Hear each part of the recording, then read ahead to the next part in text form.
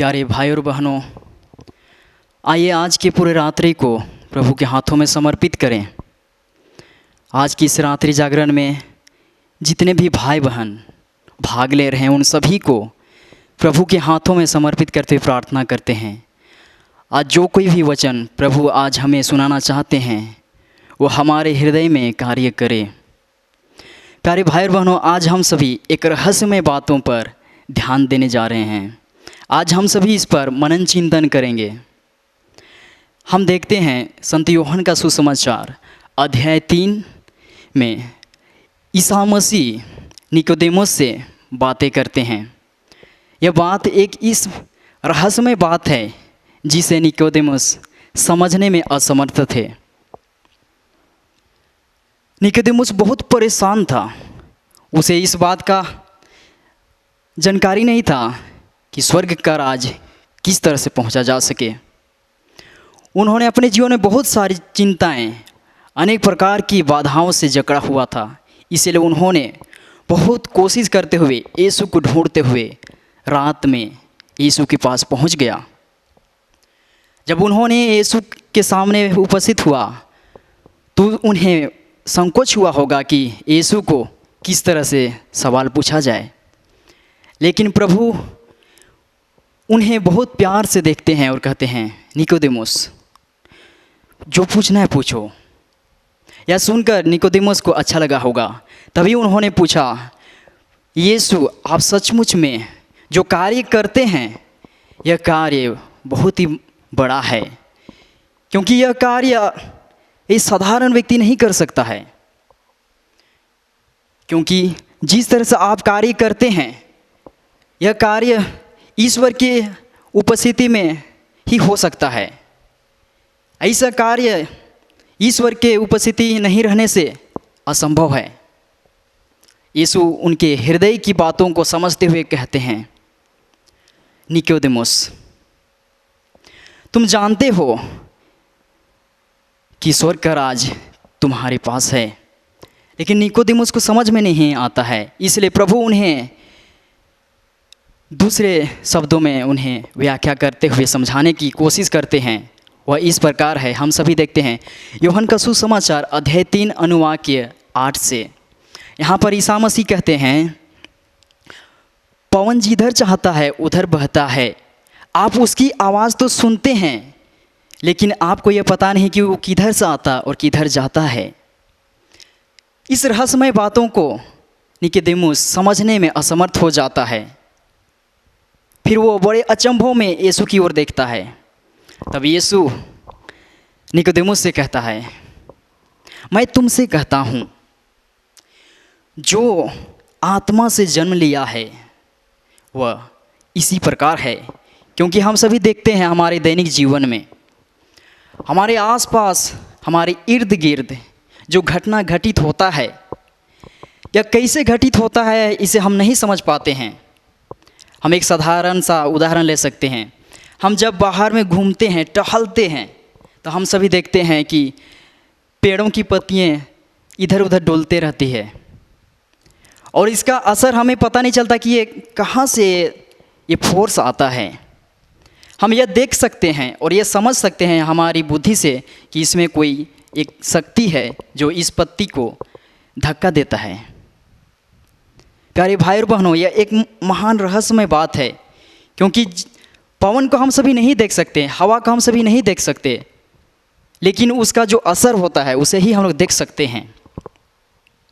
यह असर एक रहस्यमय है। इसको समझने के लिए हमें ईश्वर की कृपा जरूरी है। अगर ईश्वर की कृपा नहीं है तो हम सभी इसे समझने में असमर्थ हो जाएंगे। प्रभु की कृपा को पहचानने के लिए हमें विश्वास करना होगा। अगर हम सभी विश्वास में कमज़ोर हैं तो हम सभी ईश्वर की कृपा को महसूस नहीं कर पाएंगे। क्योंकि हमें यीशु बार बार याद दिलाता है, पवन जिधर चाहता है उधर बहता है, लेकिन आप उसे नहीं समझते कि कहाँ से आता है और किधर जाता है।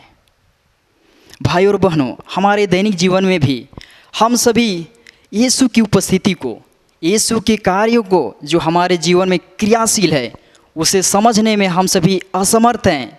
यह एक बहुत बड़ी दुख की बात है। क्योंकि हम सभी दुनियादारी बातों को महत्व देते हैं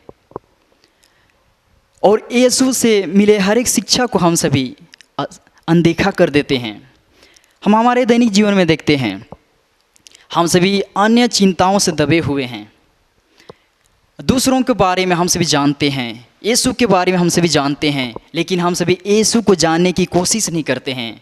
इसका कारण यह भी हो सकता है कि हम सभी व्यस्त हैं।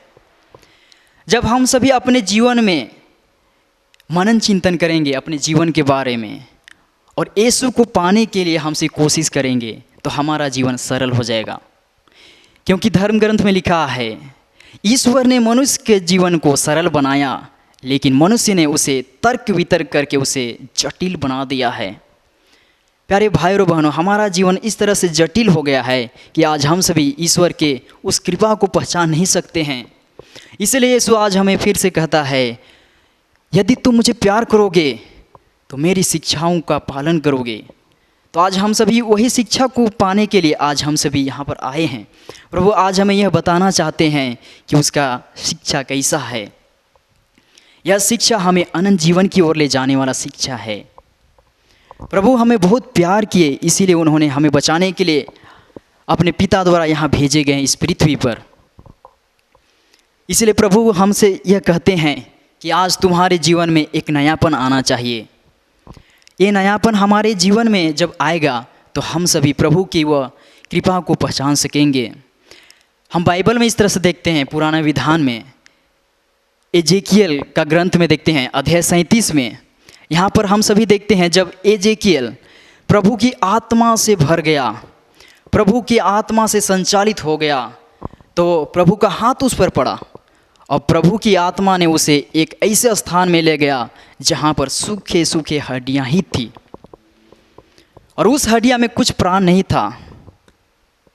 प्रभु की आत्मा की आवाज़ एजेकियल को सुनाई देता है और एजेकियल से कहता है, क्या ये हड्डियाँ फिर से जी उठेगा? यहाँ पर एजेकियल बोलता है, प्रभु आप जानते हैं, प्रभु आपको मालूम है। यह सुनकर प्रभु को अच्छा लगा होगा, तभी उसने कहा, एजेकियल मैं तुमसे कहता हूँ, इस हड्डियों से भविष्यवाणी करो और इसमें प्राण आ जाएगा। और एजेकियल ने ऐसे ही किया और प्रभु ने उसके जीवन में यह अनुभव प्रकट किया जिसे एजेकियल ने अपने जीवन में महसूस किया।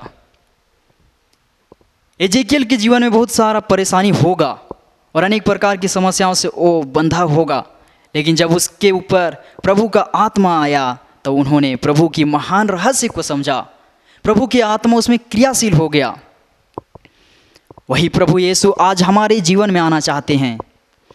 हमसे प्यार करने वाला यीशु हमारे जीवन में एक नवीनीकरण लाने के लिए कहते हैं।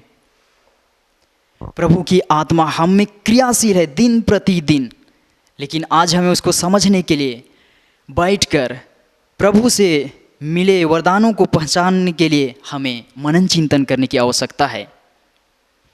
हम देखते हैं कि हमारा जीवन में हम सभी बहुत सारी चिंताओं से दबे हुए हैं, लेकिन हमारे अंदर में एक आत्मा रहता है, वह ईश्वर की आत्मा। वह हमें यह प्रेरणा देता है कि हम सभी प्रभु से जुड़े रहें। हमारे शरीर और आत्मा में एक प्रकार की बहुत बड़ा युद्ध होता है। जिस तरह से हम सभी सुनते हैं, समाचारों में देखते हैं और पेपरों में पढ़ते हैं, एक देश से दूसरा देश युद्ध करता है, उसी प्रकार हमारे जीवन में भी हमारी आत्मा और शरीर के बीच में एक युद्ध होता है। और धर्म ग्रंथ हम ये भी देखते हैं, जो आत्मा से संचालित है वह आत्मा की बात सुनता है, लेकिन जो शरीर की बातों को ध्यान देता है वह शरीर में ही अपना वो विनाश का फसल लूनता है। प्यारे भाई और बहनों, हमारे जीवन में प्रभु की आत्मा आना है तो आज हमें प्रभु की वही आत्मा को हम में निवास करने के लिए अवसर देना है। प्रभु का आत्मा ऐसा है, उसे हम देख नहीं सकते हैं, केवल हमसे भी हमारे जीवन में महसूस कर सकते हैं। जब वो हमारे हृदय में आ जाएगा तो हम सभी उस आत्मा को महसूस कर सकते हैं। वह आत्मा हमें धैर्य देगा, वह हमें जीने के लिए सामर्थ्य देगा और वो आत्मा हमें बल प्रदान करेगा जीने के लिए। दुख में भी, तकलीफ में भी प्रभु की आत्मा हमें भरोसा दिलाता रहेगा। प्रभु हमें ऐसे छोड़ के नहीं गए हैं, उन्होंने पवित्र आत्मा को भेजा है। पवित्र आत्मा हमारे जीवन में नित्य रहने वाला आत्मा है। वह आत्मा हम नहीं देख सकते हैं, लेकिन हमारे दैनिक जीवन में हमेशा वो क्रियाशील है। हम सभी वचन में पढ़ते हैं, संत मत्ती का सुसमाचार अध्याय 26 का 41 में, जागते रहो और प्रार्थना करते रहो जिससे तुम परीक्षा में ना पड़ो। आत्मा तो तत्पर है परंतु शरीर दुर्बल। हमारा आत्मा तत्पर है लेकिन हमारा शरीर दुर्बल है, इसलिए हम सभी आलसी बन जाते हैं। आलसीपन के कारण हम सभी प्रभु के महान प्यार को, प्रभु के कार्य को हम सभी समझने में असमर्थ हो जाते हैं। प्रभु का आत्मा रोज हमें एक नई कार्य करने के लिए प्रेरणा देता है, लेकिन हम सभी शरीर के बातों को ध्यान देते हैं और हम सभी शरीर के बात को ध्यान देते हैं और हम सभी प्रभु के मार्ग से भटक जाते हैं। प्यारे भाइयों बहनों, आज कई लोग ऐसे भ्रम में पड़े हैं कि आज वे बड़े बुराई किए, पाप किए, इसलिए प्रभु आज उसे दंड दे रहा है। आज उसके जीवन में कई प्रकार की परेशानियां हैं, अनेक प्रकार की समस्या है। वे सोचते हैं कि आज उनके जीवन में सब कुछ खत्म हो गया है। वे सोचते हैं कि वे सभी प्रभु के मिले इस वरदान से वंचित हो गए हैं, लेकिन प्रभु आज हमें याद दिलाता है, सच्चा पश्चाताप करो और मेरे पास लौट आओ। प्यारे भाइयों बहनों, यीशु मसीह हमारे पापों को हमेशा याद नहीं रखेंगे, वे हमें क्षमा जरूर प्रदान करेंगे। प्रभु हमें दंड नहीं देगा, बल्कि वो हमें क्षमा देकर हमें अनंत जीवन देगा। प्रभु ने हमें वादा किया है कि मैं संसार के अंत तक तुम्हारे साथ हूँ। वही प्रभु आज हमें याद दिलाते हैं कि मैं तुम्हें कभी नहीं छोड़ूंगा। आज कई लोग अपने जीवन में हताश निराश बैठे हैं। आज वे सभी प्रभु की उस आत्मा को पहचानने में असमर्थ हैं। प्रभु उनसे आज ये कहता है, थके मांदे और बोझ से दबे हुए लोगों, तुम सब के सब मेरे पास आओ। प्रियजनों, आज हमें प्रभु के पास जाना है। आज वही प्रभु आज हमारे जीवन में क्रियाशील करेगा अपने आत्मा को। हमें यह पहचानना है, हमारी बुराइयों को, हमारे गंदे आदतों को, हमारे बुरे संगति को आज प्रभु हमसे छोड़ने के लिए आह्वान करते हैं। आज एक नई रीति से जीने के लिए हमें प्रभु प्रेरित करते हैं, क्योंकि प्रभु हमें वचन में याद दिलाया है, पवन जिधर चाहता है उधर बहता है। आप उसे सुनते हैं लेकिन यह नहीं जानते कि किधर से आता है और किधर जाता है। उसी तरह जब हम सभी देखते हैं संत पौलुस के जीवन में, जब उसने यीशु की कलीसिया पर अत्याचार कर रहा था, उसे कुछ समझ में नहीं आता था कि वो क्या कर रहा है। लेकिन जब प्रभु की आत्मा उस पर भर गया, जब प्रभु की आत्मा उस पर क्रियाशील हो गया, उसका जीवन बदल गया। उन्होंने यीशु की आत्मा को पहचाना, यीशु के महान कृपा को पहचाना और उसने संसार की हर एक बातों को उसने कूड़ा समझने लगा और उन्होंने प्रभु के कार्य के लिए अपना जीवन समर्पित कर दिया। वही प्रभु आज हमारे जीवन में भी आना चाहते हैं, जिन्होंने संत पौलुस के जीवन में अपने आत्मा को क्रियाशील किया। क्योंकि संत पौलुस भी हमारे जैसे साधारण व्यक्ति, जिन्होंने यीशु की कलीसिया पर अत्याचार करने का ठाना था और उन्होंने कितने लोगों को मार गिराया। उन्होंने प्रभु के आत्मा को पहचाना नहीं था, लेकिन जब प्रभु ने उसे चाहा और उसे बचा लिया और उन्होंने उसके द्वारा महान कार्य किया। प्यारे भाइयों और बहनों, संत पौलुस भी यीशु से नफरत करता होगा, लेकिन उन्हें जब यीशु की आत्मा से भर गया, यीशु के महान प्रेम उसमें भर गया, तो उन्होंने अपना जीवन बदल दिया। पाप के मार्ग को छोड़कर वे आत्मा के अनुसार, आत्मा के द्वारा बताए गए मार्गों पर चला। उन्होंने अपने सुसमाचार फैलाते हुए यीशु के मार्ग को बताने लगा। उन्होंने अपने मार्ग को छोड़कर यीशु के मार्ग को दूसरों को बताने लगा और यीशु के मार्ग पर वो भी जीता था। वही दयावान यीशु आज हमारे जीवन में भी आत्मा भेज रहा है और प्रभु हमें याद दिलाता है कि मैं तुम्हें अकेला छोड़कर नहीं जाऊंगा। प्रभु हमारे साथ रहेंगे सदा। हमें यही चाहिए कि हम सभी उस पर विश्वास करें। हमें एक नया निर्णय लेना है कि प्रभु के उस महान प्रेम को कैसे पहचाना जाए। हमारा हृदय टूट गया होगा, हमारा परिवार टूट गया होगा, हमारा रिश्ता बिखर गया होगा, लेकिन प्रभु की आत्मा आज हमें जोड़ने के लिए हमें आह्वान करता है। प्रभु हमेशा एकता को बल देता है, एकता के साथ जीने के लिए आह्वान करता है। लेकिन जब हम सभी शरीर की बातों को ध्यान देते हैं, दुनिया की बातों को ध्यान देते हैं, हम सभी प्रभु के उस आत्मा के शिक्षा को अनदेखा कर देते हैं, जिसका परिणाम होता है कि हम सभी दुखित हो जाते हैं।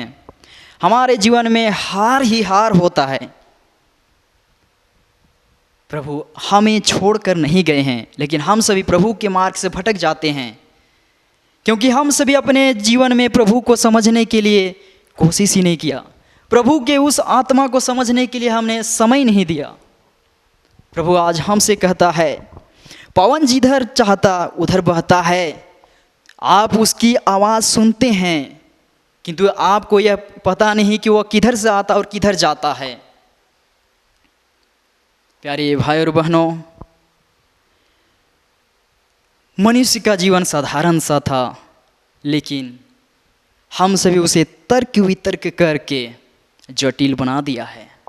कहने का अर्थ यह है कि प्रभु ने हमें अपने योजना के अनुसार बनाया, लेकिन हम सभी उस योजना से बिखर जाते हैं, विचलित हो जाते हैं। आज वही योजना को बनाने के लिए प्रभु हमें इस रात्रि के बेला में प्रभु हमसे यह कहता है कि जो तुम में ज्योति बना हुआ है उसे बचाए रखो। प्यारे भाई बहनों, हम सभी देखते हैं कुरिन्थियों के नाम संत पौलुस का पहला पत्र अध्याय 2 का 14 में इस तरह से लिखा है, प्रभु की कृपा, प्रभु की जो महिमा वो हमारे जीवन में, हमारे शरीर में एक मिट्टी के पात्र की तरह रखा हुआ है।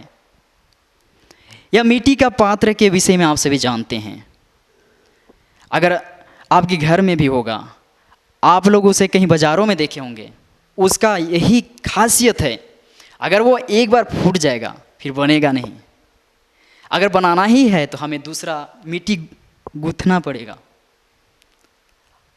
प्यारे भाई बहनों, उसी तरह हमारे जीवन में भी जब हम सभी प्रभु को पाते हैं तो हम सभी प्रभु से जुड़े रहने के लिए हम कोशिश नहीं करते हैं, हमसे विचलित हो जाते हैं।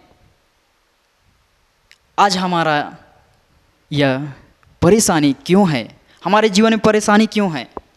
क्योंकि हम सभी इस मिट्टी के पात्र को संभाल कर नहीं रखा है। प्रभु आज हमसे यही कहते हैं, जो ये मिट्टी के पात्र जो तुम्हारे शरीर में है, जो शरीर रूपी तेरे इस घर में बसा हुआ है, यह मिट्टी का पात्र, उसे संजोए कर रखो। क्योंकि तुम पवन को जब बहता है तो तुम सुनते हो उसकी आवाज़, लेकिन यह नहीं समझते कि वो किधर से आता और किधर जाता है। उसी तरह यह मिट्टी का पात्र या एक निधि जो मिट्टी के पात्र पर रखा हुआ है, वह एक बहुत ही मूल्यवान है। इस मूल्यवान निधि को आज हमें बचाए रखना है। अगर इसको बचाए रखना है तो हमें प्रभु की शिक्षा को ग्रहण करके उसके आत्मा की शिक्षा को पालन करते हुए हम सभी को आगे बढ़ना है। क्योंकि अगर हम सभी इस मिट्टी के पात्र को ऐसे ही छोड़ देंगे तो हम सभी नष्ट हो जाएंगे। प्रभु हमें नष्ट होने के लिए नहीं बुलाया, उसका यही एक योजना है कि हम सब के सब अनंत जीवन के भागी होंगे। क्योंकि अनंत जीवन में और किसी के लिए स्थान नहीं है, हम मनुष्य जाति के लिए ही स्थान रखा गया है। इसलिए प्रभु आज हमसे यही कहता है कि यह निधि को संभाले रखो और आगे की ओर बढ़ते रहो, पीछे मत लौटो, आगे की ओर बढ़ो। बुराई को छोड़कर सत्य को पहचान जाओ और सत्य तुम्हें स्वतंत्र बनाने के लिए तैयार है। आज यही वाणी को आज हमारे हृदय में टटोलना है। आज हमें बैठकर यही सोचना है, मनन चिंतन करना है कि हम सभी कितना महत्व देते हैं प्रभु के इस आत्मा की वाणी को। क्योंकि आज कई लोग दुनिया के बातों पर लगे रहते हैं और वे सभी चिंतित हैं, परेशान हैं, बिखर गए हैं, अपने जीवन में हार गए हैं।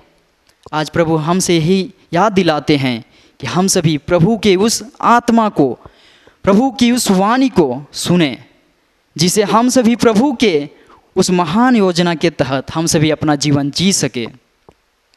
क्योंकि प्रभु ने हमें वादा किया है कि मैं तुम्हें अनंत जीवन देने के लिए आया हूँ। वही अनंत जीवन प्रभु हमें दिलाने के लिए तैयार हैं, लेकिन आज हमें प्रभु की उस आत्मा की वाणी को सुनना है। क्योंकि हम सभी पवन का असर देखते हैं, लेकिन हम सभी उस हवा को नहीं देखते हैं। प्यारे भाई और बहनों, यह हवा एक साधारण सा हवा नहीं है, लेकिन यह प्रभु यह तुलना करते हैं पवित्र आत्मा को। पवित्र आत्मा जब हम सभी हमारे जीवन में आता है तो हम सभी उसको नहीं देख सकते हैं। जिस तरह से हम सभी हवा को नहीं देख सकते हैं, उसी तरह पवित्र आत्मा को हम सभी भी नहीं देख सकते हैं, क्योंकि यह एक रहस्यमय बात है। इसलिए प्रभु ने निकोदेमुस से कहा, पवन जिधर चाहता है उधर ही बहता है। आप उसकी आवाज़ सुनते हैं, लेकिन आप यह नहीं जानते कि वह किधर से आता और किधर जाता है। इसी तरह जो आत्मा से जन्म लिया है वह इसी प्रकार होगा। मानव पुत्र इसलिए आया कि वह मनुष्यों का उद्धार करे। हम सभी को उद्धार करने के लिए प्रभु ने आया इस दुनिया में, और उन्होंने जब तक इस दुनिया में रहे उन्होंने हर एक व्यक्ति का उन्होंने ख्याल किया, पापियों को, और जो भटक गए थे सबों को प्रभु ने अपने पास बुलाया, और जिन्होंने उसमें विश्वास किया उन्हें प्रभु ने महान उसके जीवन में कार्य किया है। वही प्रभु यीशु आज हमारे जीवन में भी कार्य करना चाहते हैं। आज हमारे जीवन में प्रभु आना चाहते हैं। अगर हमारा जीवन बिखर गया है, हम सभी अगर विचलित हो गए हैं, हम सभी दुखित हैं, तो प्रभु का आत्मा आज भी हमें क्रियाशील है। क्योंकि वचन में हम सभी इस तरह से पढ़ते हैं, हम विश्वासियों के लिए कल्याण के लिए सक्रिय रहने वाले ईश्वर की कृपा कितनी अपार है। प्रभु की कृपा बहुत ही अपार है। हमारे जीवन में वो नित्य निरंतर कार्य करते रहता है। वही प्रभु आज हमारे जीवन में एक नयापन करना चाहता है, हमें इसके लिए सहयोग देना है। प्यारे भाई और बहनों, हमारा जीवन अगर टूट गया है, अगर हम सभी दुखित हैं, हम सभी परेशान हैं, हमारे जीवन में उन्नति नहीं हो रहा है, तो पवित्र आत्मा को हमारे जीवन में कार्य करने के लिए अवसर दें। क्योंकि प्रभु वह कार्य करेगा, वो महान कार्य करेगा जब हम सभी इसमें विश्वास करेंगे। अगर विश्वास में मजबूती के साथ हम सभी प्रभु में अटल भरोसा रखते हैं, तो हमारे जीवन में वो महान कार्य करेंगे। वो हमें छोड़कर नहीं गए हैं, आज भी प्रभु जीवित है। आज वो हमारे हृदय में आना चाहते हैं। इसीलिए आज हम सभी को उस प्रभु को बुलाना है। वो प्रभु की आत्मा को आज हमारे जीवन में कार्य करने के लिए अवसर देना है। अगर हम सभी विचलित हो गए हैं, तो प्रभु आज हमारे जीवन में आना चाहते हैं। प्रभु हमेशा हमारे साथ रहते हैं। वही प्रभु आज हमें एक नयापन बनाने के लिए उन्होंने आत्मा के विषय में यह कहता है कि यह सत्य का आत्मा है, यह सत्य है जो हमें प्रभु की उस महान मुक्ति योजना की ओर ले जाएगा। वह है अनंत जीवन। क्योंकि प्रभु हमें वचन में याद दिलाता है, पवन जिधर चाहता है उधर बहता। आप उसकी आवाज़ सुनते हैं, लेकिन आप यह नहीं जानते कि वह किधर से आता और किधर जाता है।